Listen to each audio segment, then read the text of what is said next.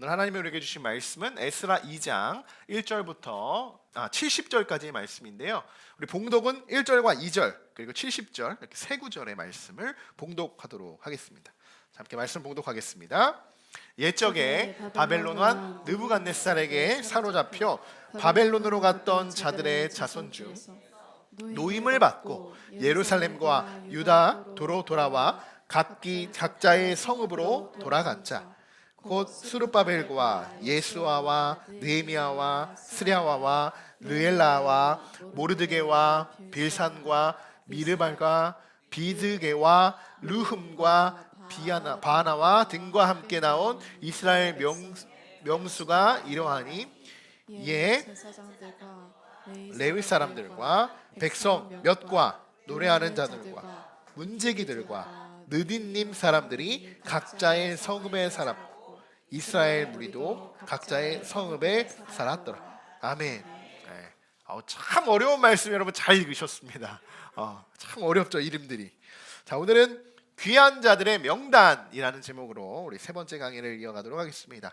지난 시간에는 성전 건축의 진정한 의미가 무엇이었나 이걸 살펴보는 시간이었죠. 하나님이 이스라엘 백성들을 통하여서 다시 이 성전을 지을 수 있도록 인도하신 그 이유는요 바로 회복이었습니다. 회복.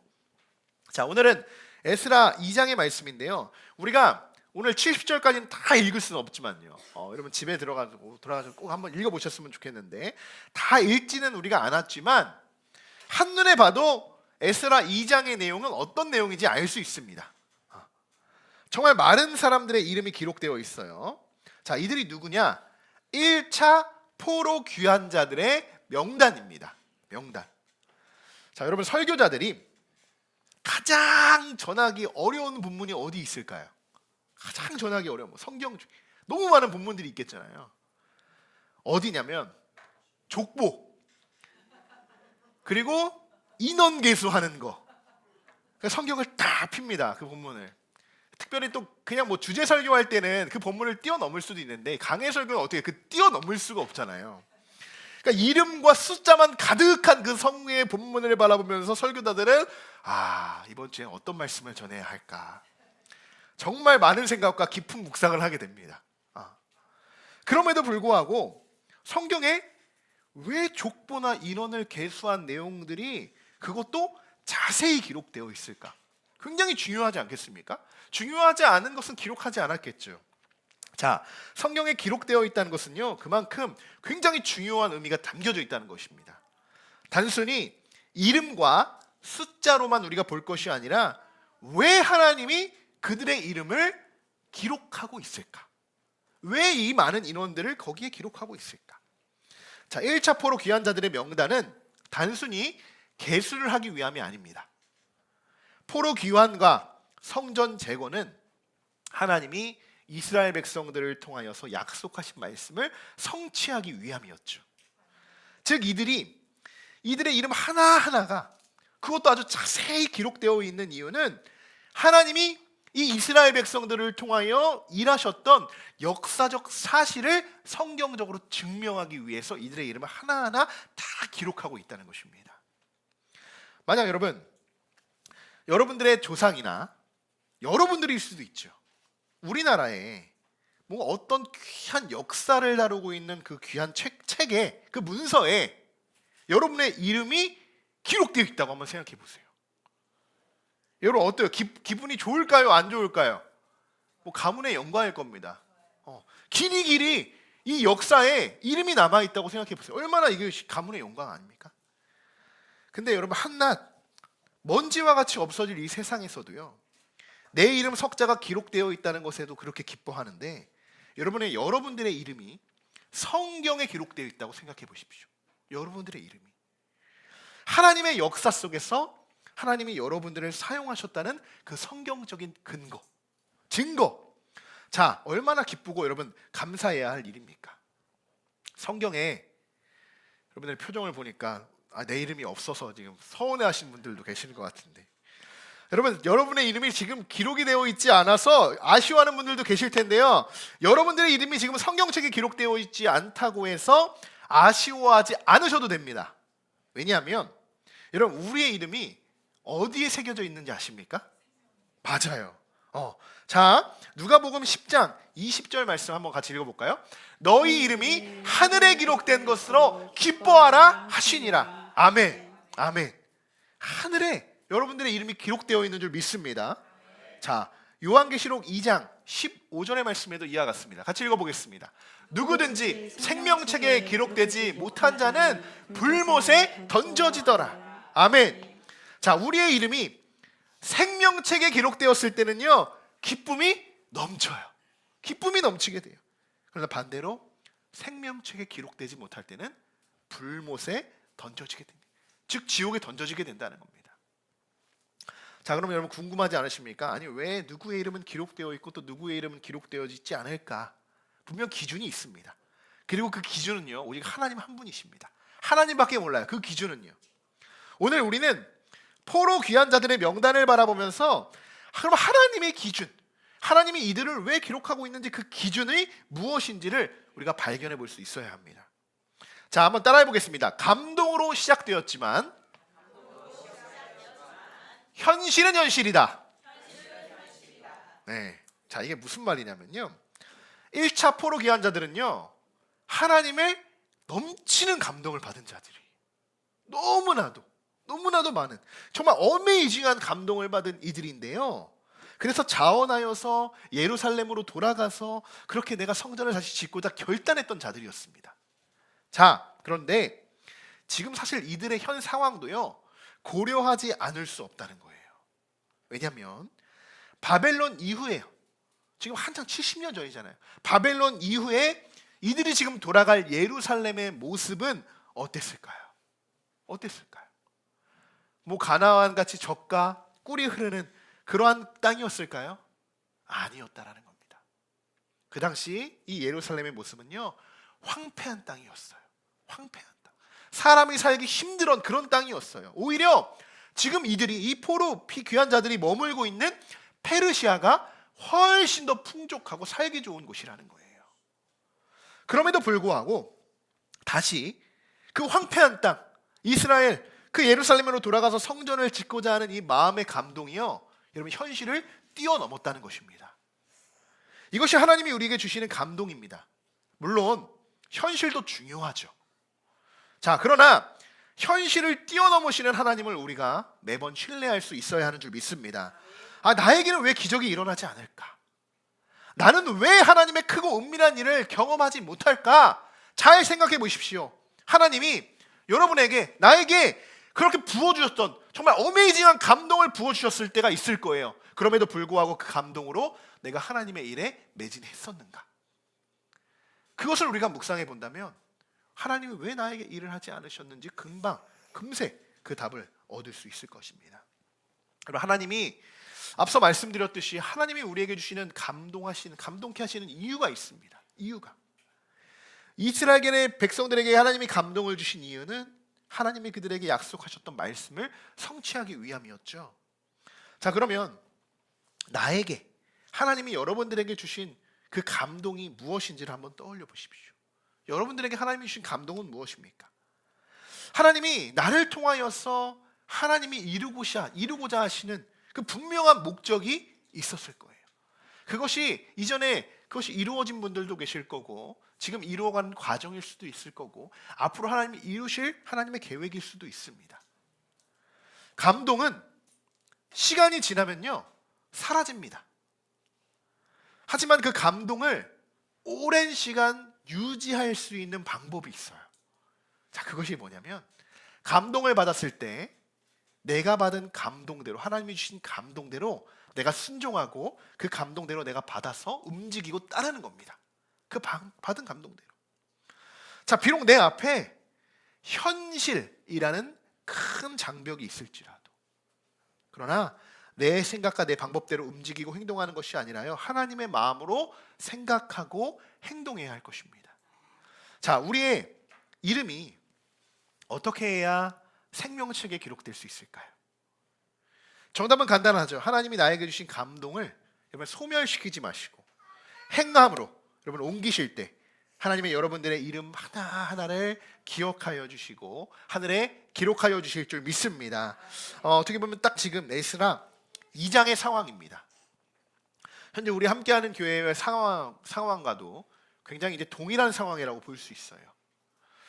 우리에게도 성전 이전에 대한 하나님의 감동을 받게 하셨습니다. 하나님이 우리에게 주셨어요. 감동으로 시작되었지만 제가 말씀드린 것처럼 현실은 현실이다. 현실을 배제할 수 없어요. 그러나 이럴 때 우리가 깨어 기도해야 하는 부분이 무엇인가?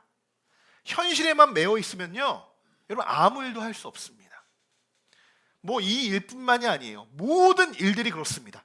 모든 일들이 분명 감동으로 시작된 일들, 내가 해야 돼. 세상 일도 그래요. 내가 무언가 하고자 하는 목표가 생기고 비전이 생겼어요. 그런데 그것을 실행하고자 할 때 어떤 것이 우리에게 장벽으로 가장 먼저 찾아오냐? 현실의 장벽으로 찾아온다는 거예요. 이것을 뛰어넘어야 그 일들을 할 수 있는 겁니다. 뭐든지 그래요. 뭐든지. 하나님이 우리에게 감동을 주셨다는 것은요, 이미 하나님은 우리를 통해서 놀라운 계획을 가지시고 우리를 통해 일하시겠다는 하나님의 분명한 목적과 계획이 있다는 것을 여러분 우리는 믿고 나아가야 하는 줄 믿습니다. 그렇기 때문에 우리들에게 감동을 주시고 우리로 하여금 하나님이 일하시고자 하시는 거예요. 우리가 해야 하는 것은 무엇이냐? 우리가 무언가를 하고자 할 때 우리에게 처하는 그 상황들에서 현실을 바라보고 그 현실에 매여 있는 것이 아니고 결단입니다. 결단. 황폐한 땅이지만 다시 예루살렘으로 돌아가서 성전을 짓고자 하는 그 결단이 있어야지만 하나님이 그들에게 역사하시는 거예요. 다 돌아가라. 고레스에게 감동을 주시고 칙령을 내려서 이스라엘에 돌아가서 다 성전을 질 수 있는 그 감동을 받은 자들 다 돌아가라. 다 성전 질 수 있게 해주겠다. 그런데 막상 그곳이 어때요? 현실이라는 거예요. 황폐한 광야 같은 땅이 되었다는 거예요. 지금 나의 삶은 어때요? 너무 풍족해요. 그곳에 가지 않아도 나는 이곳에서 평생 잘 먹고 잘 살 수 있어요. 이곳이 나의, 어떻게 보면 이곳에서 태어난 자들도 있죠. 이곳에 사는 게 훨씬 더 안정적이고 행복하고 훨씬 더 기쁘게 살아갈 수 있어요. 그것이 우리의 현실이에요. 자, 잘 생각해 봐야 됩니다. 이곳에 머무는 것이 하나님의 뜻일까? 하나님의 감동을 우리에게 왜 주셨을까? 왜 이런 감동을 주셨을까? 왜 나에게 저한 황폐한 땅으로 가라고 말씀하여 주실까? 이것에 대해서 우리가 분명한 해답을 얻지 못하면 그들은 이스라엘로 돌아갈 수 없는 것입니다. 하나님이 이러한 감동, 하나님의 이러한 감동을 받았음에도 불구하고 만약 주저하는 분들이 계신다면, 여러분 주저하지 마십시오. 그 주저하는 틈을 타서요, 사탄이 여러분들의 마음의 틈을 타 회방 놓을 겁니다. 아니야, 불가능해. 아니 거기 가서 뭐 하려고? 그 황폐한 땅 가서 성전을 짓는다고? 고작 너희들이 거기 가서 어떻게 그걸 지려고? 지금 무너졌던 성전 누가 또 다시 와서 무너뜨릴 수 있는 그곳에, 그 황폐한 땅에 누구도 아무도 너희를 보호하지 않고 지켜주지 않는 그 땅에 가서 성전을 짓는다고? 무리지. 굳이 왜 그것을 해야 돼? 라고 묻는다면 현실을 생각하는 자는 어떻겠습니까? 아, 그건 또 그렇네. 여기서 편안하게 이렇게 살 수 있는데. 근데 하나님이 어떤 감동을 주셨습니까? 너희들에게 가서 다시 약속의 말씀을 내가 너희로 실천하게 이루겠다. 이미 예레미야를 통해서, 선지자를 통해서 그들에게 말씀하셨죠. 그 말씀을 이루고자 하나님이 감동을 주셨는데 현실을 바라보며 움직이지 못하는 자들, 여러분 어떤 자들이 하나님이 기뻐하시는 자들일까요? 여러분 옆 사람과 한번 인사해 보겠습니다. 감동으로 시작한 일 끝까지 이룹시다. 인사해 볼까요? 감동으로 시작한 일 끝까지 이룹시다. 아멘. 네, 분명히 우리의 가정에도 그럴 겁니다. 하나님이 여러분 가정에게 감동해 주시는 그 많은 일들이 있고, 여러분 가정을 통해서 일하시고자 하는 분명 목적이 있어요.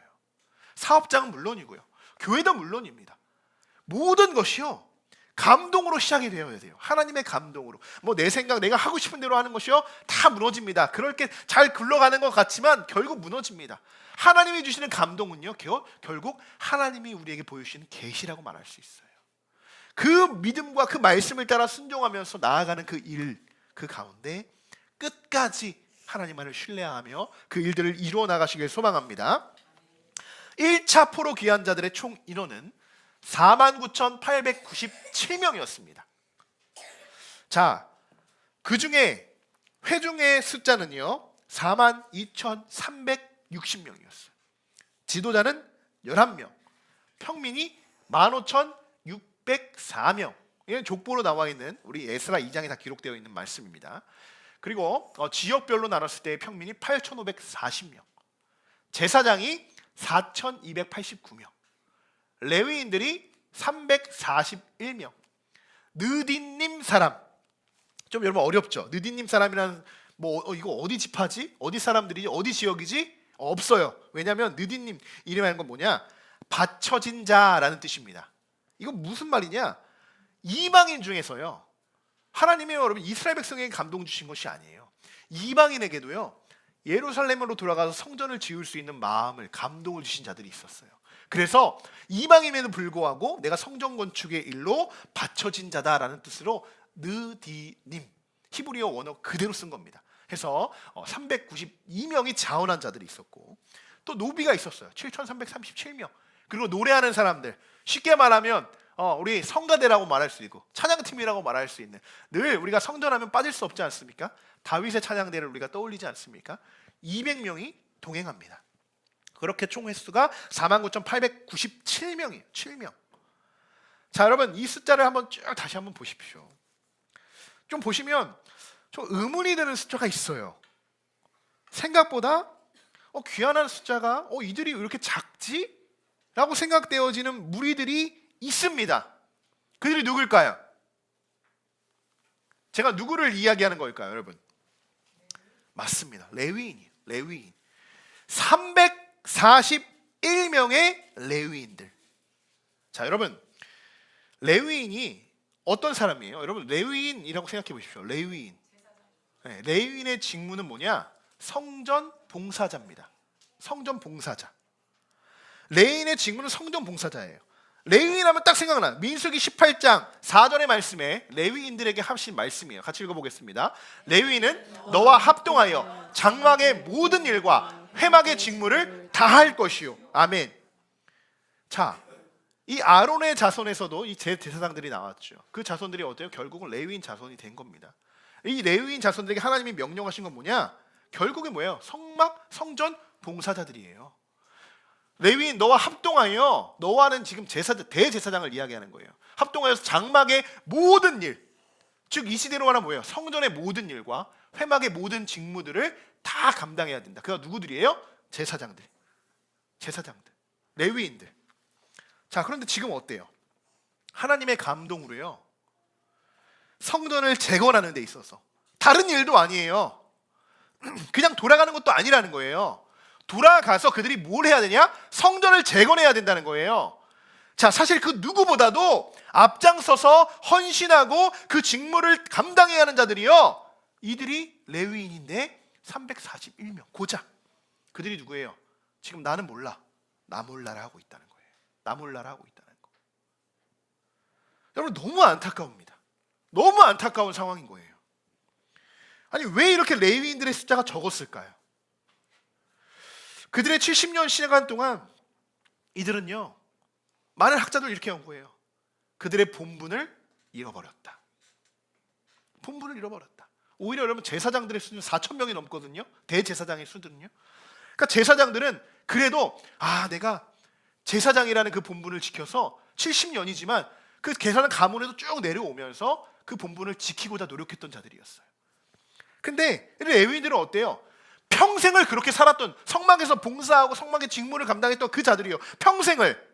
그런데 나라를 뺏기고 성전이 무너진 이 마당에 이제 그들은 이렇게 생각했을 거예요. 더 이상 내가 성전을 관리할 수 있는 그런 역할도 없어지고 다시 그것을 짓는다는 보장도 없고 이제 더 이상 우리 레위인들이 할 수 있는 역할들이 없을 것이다. 그렇게 자신들의 본분을 잃은 채 70년의 생활들을 살았기 때문에 다시 돌아갈 이유도 찾지 못하고, 내가 왜 다시 돌아가서 그것을 일을 해야 하는지도 그 사명도 발견하지 못하고, 심지어 내가 왜 레위인인가 정체성조차도 그들은 흔들리기 시작했다는 거예요. 너무나도 정말 마음 아픈 일입니다. 너무나도. 사랑하는 성도 여러분, 앞으로 우리도 이 성전 이전을 준비하면서 이 레위인들 같은 상황이 우리들에게 벌어지지 않고 정말 일어나지 않으리란 법이 없습니다. 없어요. 하지만 하나님이 우리에게 미리 예비하셔서 우리들에게 오늘 말씀해 주고 계십니다. 자, 예루살렘에 다시 성전을 짓기 위해서 아까 위에서 보셨듯이 정말 다양한 사람들이 귀환하게 됩니다. 정말 많은 사람들이. 지도자들도 있었고요, 제사장들, 노래하는 사람들, 심지어 이방 사람도 있다고 말씀드렸죠. 그런데 성전 봉사자로서 그들의 하나님이 맡겨주신 직무예요.